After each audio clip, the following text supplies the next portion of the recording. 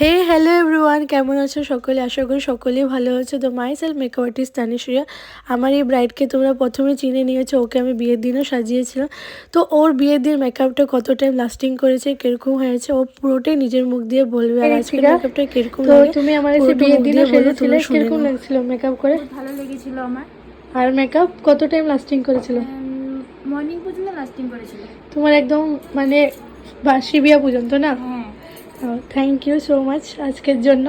তো চলো, আজকে ওকে আমি একটা রানী রাসমণি লুক দিতে চলছি।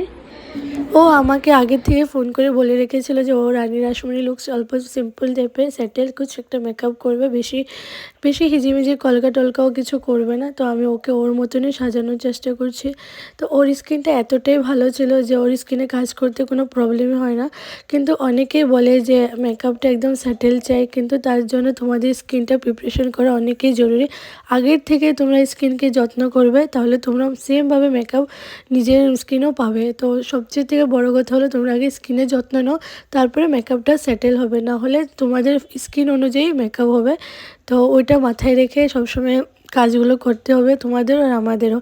তো ওকে আমি আমার মধ্যে পুরোটা সাজিয়েছিলাম, ওর কোনো রিকোয়ারমেন্ট ছিল না। ও শুধু বলেছিল যে ওকে রানী রাসমণি অ্যান্ড সিম্পল করে সাজিয়ে দিতে, যাতে শাড়িটা আমি ওকে মাথার থেকে ঘোমটা দিয়ে নিয়ে আসি। তো আমি ওরকমই ওর মধ্যে সাজিয়েছিলাম। তো তোমরা বলে জানিও যে কীরকম হয়েছে, প্লিজ কমেন্ট করে জানাবে যে আমার মেকআপটা আজকে কীরকম লাগেছে বা লুকসটা কীরকম ক্রিয়েট করতে পেরেছি। ও তো অনেকই সুন্দর, তোমরা দেখতে পাচ্ছ। তো ওর মুখে যেরকমই মেকআপ করি না কেন আজকে সবসময় সুন্দর হয়ে যায়, জানি না কীভাবে লাগলো, লাগলো, অনেকটাই সুন্দর। কিনা ও নিজের তো মুখে তোমরা দেখে জানাও যে কীরকম লাগলো। আর জুয়েলারি কালেকশনগুলো খুব সুন্দর ছিল। কিরকম লাগলো? খুব ভালো লেগেছে আমার। সত্যি? আমি বহুত satisfied. Thank you Ritika, my cute student. আজকে ওর রিসেপশন। তো তোমরা সবাই বলে জানাও যে কীরকম লাগলো আজকের ব্রাইডকে। তো রিসেপশন ব্রাইড ছিল ও আমার। ফার্স্টে বিয়ের দিনও ও আমার কাছে সেজেছে, আর রিসেপশনের দিনও ও আমার কাছে সেজেছে, আশীর্বাদের দিনও ও আমার কাছে সেজেছিল। তো তিনোটাই আমার কাছে ও সেজেছে।